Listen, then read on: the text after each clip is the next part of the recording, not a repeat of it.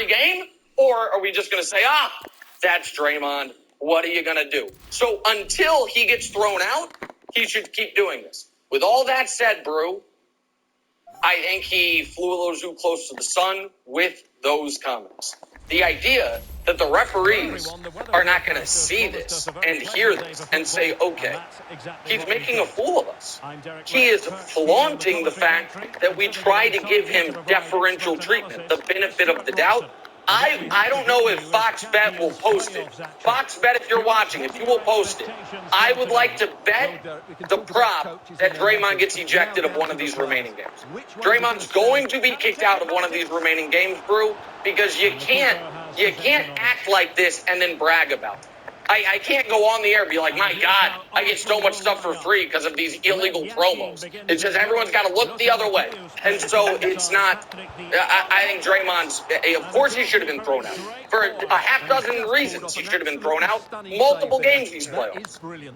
All right, I think the phrase utter maniac is a little strong. All right, I don't think he was acting like an utter maniac. I agree with a lot of what you said, Nick. But I wouldn't characterize it as that. And I think on this play, I have to admit, I thought Jeff Van Gundy on the broadcast said it right. He said in the normal course of a game, a regular game, that's going to be a double technical. Not just on Draymond, but on Draymond and Jaylen Brown. And with Draymond already having the tee, he would be out. Now, but I'm glad, as Van Gundy said, I'm glad he wasn't. We all understand this is the playoffs. Now, there's a limit, and I don't think he really crossed that line. But there is a line where if you go too far, you know what? Get out. That's too much.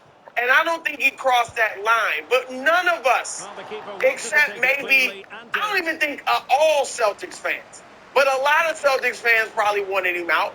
But a lot also like, look, we want to see, this is the finals. Let them play. All right, and I don't think he went too far. First of all, when he falls, if we watch this, he falls and his legs are on Jaylen Brown. Now, I get it, Draymond, he'll do a little extra, just left him there maybe a little longer, but he's moving him out. He's spreading his legs to get off of Jaylen. And Jaylen, and I'm not mad at Jaylen, but Jaylen's like, yo, get off. No. I mean, and then he grabs Jaylen, and he's kind of like, yo, I wasn't, come on, I ain't doing nothing. And then Jaylen, said something back, and that's when he grabbed his shorts. I get it. It should have been a double T.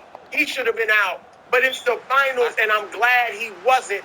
Even if the Warriors, even if I didn't pick the Warriors, he should not be ejected. I wouldn't have wanted Jaylen ejected, Jason Tatum, Horford, Smart. No. Any of them. Let them play if they don't cross the line too much. Come on. But, Brew, is it fair to say you've watched thousands, maybe tens of thousands of minutes of NBA basketball, right? I think we all have. Have you ever seen a closeout on a jump shot where the defender ends up with both feet on the offensive guy? Have you ever seen a closeout on a jump shot where the defender ends up with both feet on the offensive guy? Have you ever seen that in your entire life? So he was trying to get his feet off of him. Yeah, because have you ever seen a closeout on a jump shot where the defender Lothar Matthäus and snuffing out the danger.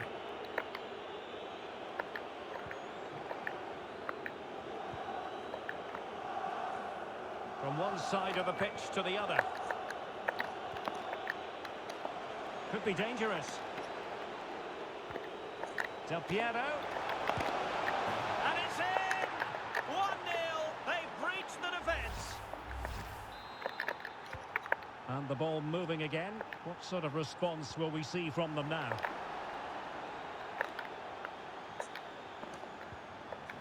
In a position from which they could potentially do a bit of damage here. And behind it's gone for a corner.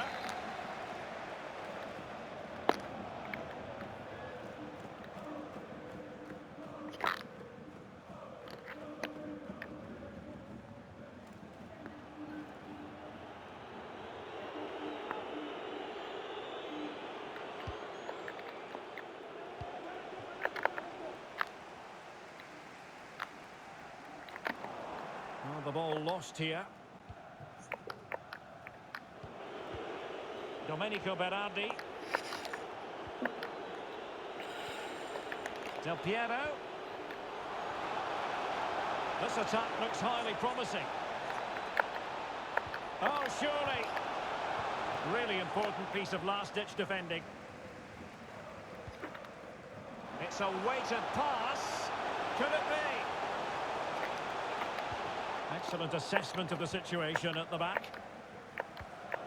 So almost at the break here, and not quite going to plan. Oh, Derek, what a great opportunity. And mistimed the run, sadly. That's offside. And that's an important intervention.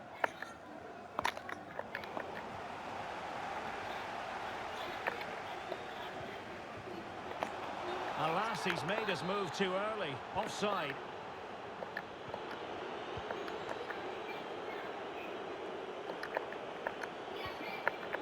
Del Piero.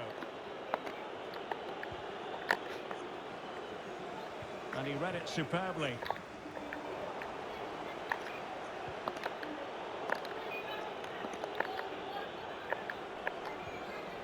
Smalling.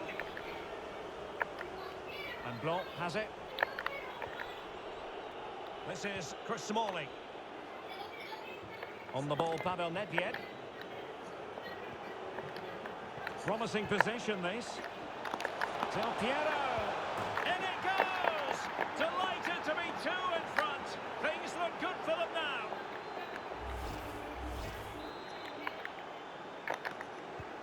Well, a second goal for them here.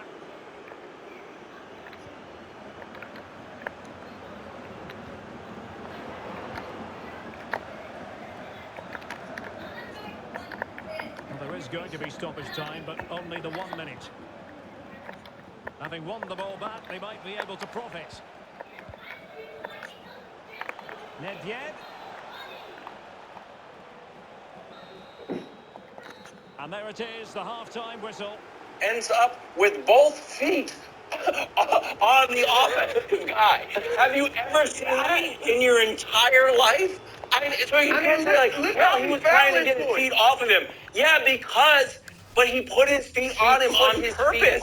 So he's so smart. It's just enough. You're like, what? It's just a coincidence. You've never seen it happen in the history of baseball.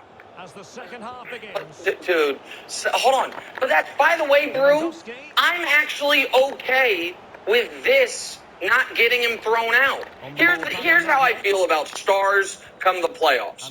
You don't get 6 fouls, you get 7. And you don't get 2 techs, you get 3. Meaning that a guy who, once he has 5 fouls, if the 6th is even close to borderline, look the other way. And once you've given 1 tech, don't do a double T, throw the guy out. I'm actually okay with him not being thrown out there. But then you got to throw him out when he's screaming at Ime Udoka and Marcus Smart near the bench later in the game that ended up getting Udoka getting a technical foul. It's not one instance. It is a calculated decision that the total penalty for being able to act completely unhinged throughout an entire basketball game is 1 free throw. I'm going to get a tech at some point. The earlier, the better. Get it out of the way, and then I can do anything I want. And again, I don't blame Draymond for this. If the system is saying you can do it, then keep doing it. But I think it was, a not-so-quiet, unspoken arrangement. And then Draymond made the mistake of speaking about it. And again, I don't blame him for that either. All of us need hot podcast content. And Draymond Green's a podcaster that still plays a little basketball. And he already dropped one this morning. So check it out, America, after today's show. I get it. But he is... I think the commentary after the game, Brew, is going to cost him quarters in this series. Because I think he is going to get thrown out. I don't think the refs are going to play this game with him once he mocks them for doing it. What bothered me about his interview, and I don't think we showed that part, but he was asked by ESPN's Michael Eaves if he was concerned during that play with Jaylen Brown that because he had the 1 technical, he might get ejected. And his answer was not at all. Not at all. All right, and that's what bothered me. Because you're right, Nick. As a guy that picked the Warriors, I mean, twice a quarter, I'm sitting there saying, Draymond, will you relax? They're about to eject you. They're about to give you a T or whatever. And so but I think, look, the refs don't know him this. But I'd love to see the league or the ref, somebody go to him between games and be like, look, we've let you get away with a lot, but you got to calm down. And if he doesn't, then you can eject him. But I would like to see somebody from the league talk to him.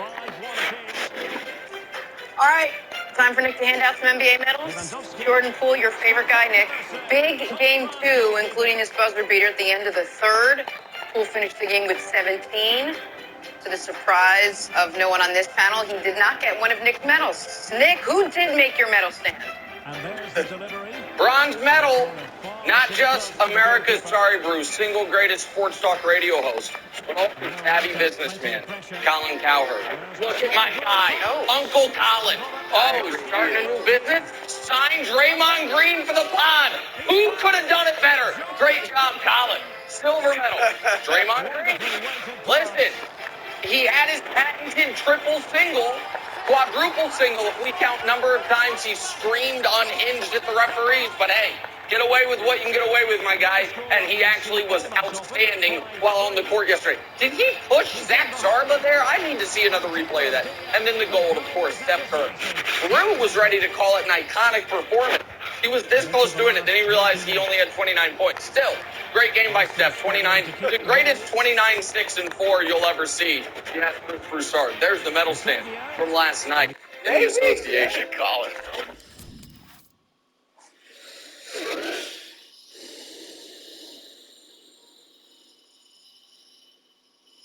Well, it's time now for your prime performance, brought to you by Whole Foods. Nurture your nature by the basket and the cart.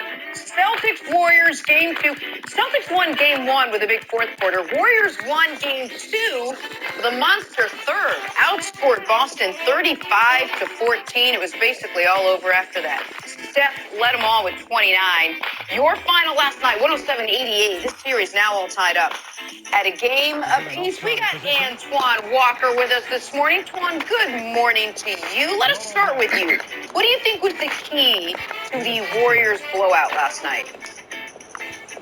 Well, I think it was a couple of things. I think one, you got to start with the bigs. I think you got to really pay attention to this.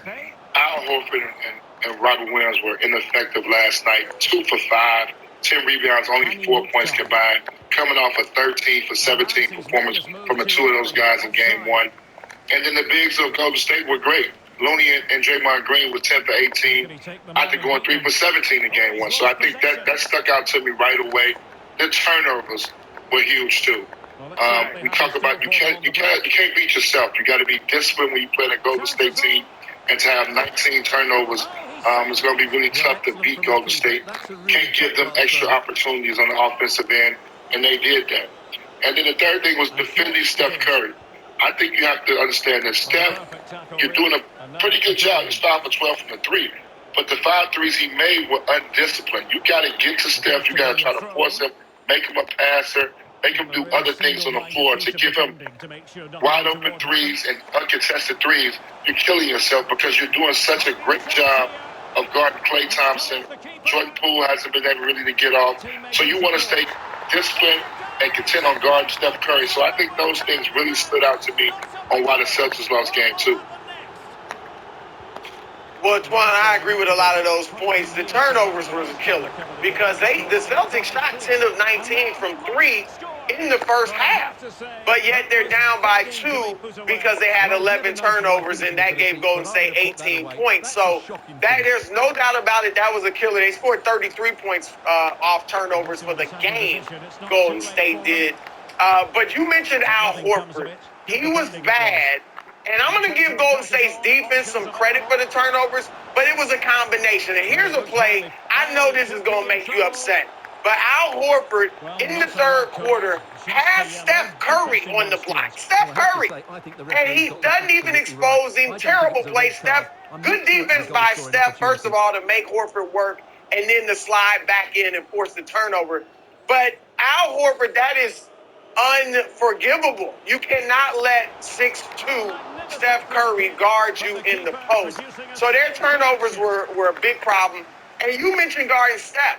They haven't figured out how to do it yet. Obviously, he had 34 in game one, even though he slowed down after the first quarter. But you saw Golden State running a lot of high pick and roll with Steph, more than they usually do, where they have been running all over the court. And they did that because the Celtics haven't yet figured out how to guard him. Sometimes they were dropping, but even if they don't drop the big, Steph can still create enough space to get open threes. So whilst I thought this was a big game by Steph, not only with the three-pointers, but his passing, when they couldn't really get offense going from Klay and from, obviously not Draymond, and others in the first half, he was dropping some dimes. He penetrated, got Kevin Looney an easy dunk. Here it is right here. Draws 4 defenders, gets Looney an easy dunk, and then he does it again here and gets Wiggins an easy layup. The greatest comeback of all time. So Steph was tremendous last night in a subtle way.